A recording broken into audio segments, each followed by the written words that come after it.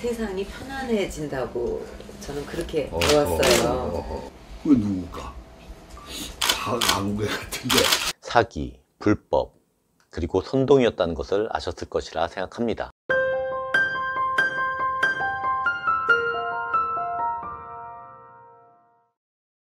안녕하십니까. 발근의 광장의 김휘종입니다. 2022년 5월 8일에 김지아 시인님께서 향년 81세로 별세하셨습니다. 이 자리를 빌어 고인의 명복을 빕니다.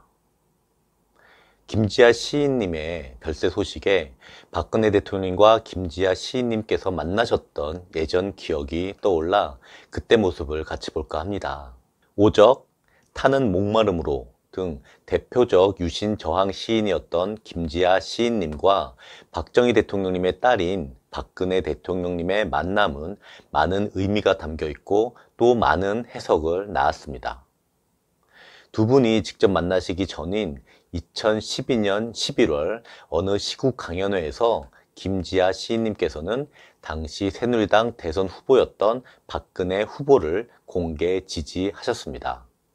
시인 김지아는 대통령에 출마한 어떤 여자를 지지하기 위해 분명히 이 자리에 나왔다. 우리나라 4,500만 인구 중에 1,000만이 일하는 여자들인데 이제 여자에게 현실적인 일을 맡기는 때가 되었다.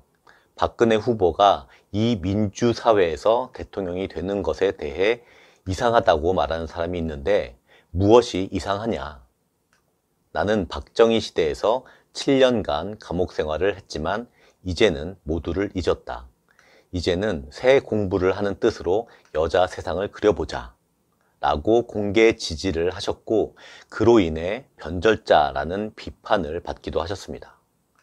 여러 가지 상황을 볼 때 김지아 시인의 공개적인 지지가 간단치 않은 일이라는 것은 짐작하기 어렵지 않습니다. 그 후 두 분이 직접 만난 것은 2012년 12월 13일 강원도 원주시에 있는 토지문화관입니다. 김지아 시인님과 그의 아내이자 박경리 작가님의 딸인 김영준님과 함께 예정을 훌쩍 넘겨 약 50분 동안 덕담을 주고받았습니다. 많은 이야기가 오갔는데 언론에 난 이야기 중에 일부를 소개하겠습니다. 김지아 시인님께서 이렇게 말씀하셨다고 합니다. 내가 박 후보를 지지하는 것은 절대적으로 우리 집사람 결정이다. 그 고생을 하고도 나는 박근혜가 좋다. 부인을 가리키시면서 이 사람이 그 아버지와 어머니가 총에 맞아 죽었는데 그 딸이 18년을 어떤 고통 속에서 살았는지 어떤 내적 성장을 했는지 알 것 같다 라고 하는데 나는 아무 말도 안 했다. 그렇다면 이제 옆에서 스태프만 잘해주면 좋은 정치를 할 수 있지 않을까. 내가 드릴 말씀은 그것뿐이다 라고 말씀하셨다고 합니다. 박근혜 대통령께서도 그 외 여러 이야기를 들으신 후에 큰 힘이 되주시고 통합을 이루는 데 단초를 열어주셔서 진심으로 감사드린다 라고 말씀하셨습니다. 이후 시간이 지나면서 대한민국에 많은 일들이 있었습니다. 기사를 찾아보니까 박근혜 대통령님 탄핵 사건으로 인해 김지아 시인님께서 당시 박근혜 대통령을 공개 지지했던 것이 오판이었다 라고 말씀하셨다는데 사실 조금 더 살아계셨다면 박근혜 대통령의 탄핵과 촛불이 사기, 불법, 그리고 선동이었다는 것을 아셨을 것이라 생각합니다. 그 점을 참으로 안타깝게 생각합니다.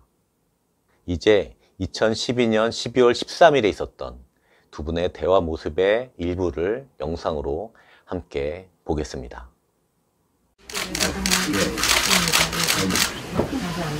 제가 이 주빈석에 앉아서 별 말씀이세요. 뭐 드실 거 아시다시피 내가 박정희 선생을 굉장히 미워했던 사람이다. 뭐 아시겠지. 그런데 참선 덕이지. 그 작고 소식이 방송이 나오니까 그래서 나 막 울었습니다. 그 뒤로 나 박정희 씨 욕을 하면서 지독한 욕을. 왜냐면 되게 살리려고 애쓰지 않았냐 이 정도는 했는데, 그러면 박근혜 씨 혼자서 이 난국의 전환기에 어떻게 새 경제 세우면서 밀고 나왔거냐. 아니, 저 지천태라는 괴가 있잖아요. 그렇게 되면 세상이 편안해진다고 저는 그렇게 배웠어요. 그래서 저는 그런 그 이제 여성 리더십이 제대로 발휘되는 이제 시대가 열리면 세상이 편해지고, 그래요. 예, 근본적으로 여성은 그 모성 어머니 그 마음을 갖고 있기 때문에 그 열자식이 있어도 하나도 안 굶기려고 그러고, 또 더 좀 그 힘들어하는 자식은 더 그냥 애정을 갖고 막 이렇게 위해주고 그러는 마음이 있잖아요. 그래서 저는 그런 세상이 열리게 되지 않을까. 인터넷 통해서 뭐 하나 글을 썼어요. 예. 여자가 세상을 바꿀 수 있는가? 예. 물론 바꿀 수 있고 바꿔야 되고 뭐 이렇게 잔뜩 해놓고 맨 공문에다가 뭐라고 한 장을 딱 붙였어요. 조그만 글자로. 예, 예. 거기다 뭐라고 했냐면 시집 안 간 여자, 애를 낳은 적도 없는 여자, 시장에 가본 적도 없는 여자, 지가 돈 벌 적도 없는 여자, 또 무슨 뭐 어쩌고 저쩌고 할 수 있는가. 맨 밑에 우리의 스승 원효 대사는 사연 비연지가이라고 했다. 예. 그럴 것 같지는 아니다. 그 누굴까? 박아무개 같은데. 박아무개 같은데 누굴까? 이제 그러면서 모두 웃었어요. 그 내가 쓴 거래요. 예. 그런데 그 다음에 불교 방송에서 왜 박근혜 씨를 지지하느냐 그렇게 나왔어요. 내가 대답은 나는 그렇게 생각 안 했는데 어느 날 우리 집사람이 그러는데 여자가 시집을 안 가고 애를 못 낳아도 마음만 먹으면 여자 몸으로 태어난 사람은 누구나 다 엄마 노릇, 부인 노릇, 시장 장보기, 돈벌이, 밥하기 다 할 수 있다. 뭐냐면 지금 막 무료 방값 아주 유행이에요 지금. 예.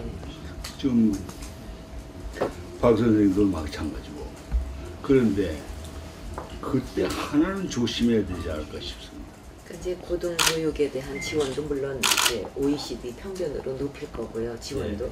그리고 저는 이제 그 이렇게 쭉 계획이 있습니다. 1년에 얼만큼씩 세이브하고 또 얼만큼 또 세입을 만들어서 5년 동안 뭐 예를 들면 135조를 마련한다 하는 그 계획이 있고요. 그리고 우리 청년들에게 우리가 그 기대를 많이 걸고 있는데 지금 너무 비싼 등록금 때문에 아르바이트하고 스펙 쌓고 뭐 하고 또 잘못하면 또 신용불량자로 되고 이렇게 해서 그때 충분하게 어떤 공부를 하면서 자기 뜻을 필 수가 없어요. 너무 이제 세계적으로도 비싼 등록금 때문에.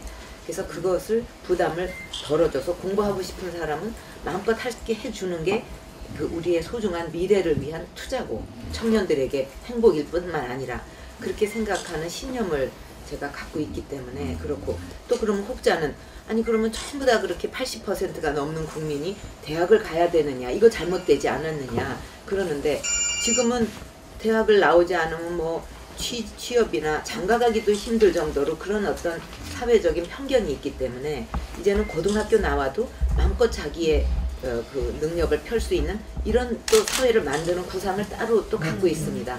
그래서 이제는 그런 거에 학벌에 구애를 받지 않는 사회로 한편은 만들면서 그렇다고 이 엄중한 현실을 우리가 계속 방치할 수는 없거든요. 이건 이것대로 그 어떤 부담을 덜어주면서 이제 그렇게 그 계획을 세우고 있기 때문에 평생교육 체제로 가면 그렇죠. 흡수할 예. 수 있어요. 맞습니다. 예. 그 고등학교 나왔다가 취업하고 있다가 자기가 다시 공부하고 또 싶은 예, 학교로 돌아가요. 그렇게 만들려고 네, 하는 그렇게 겁니다. 하는 예. 여기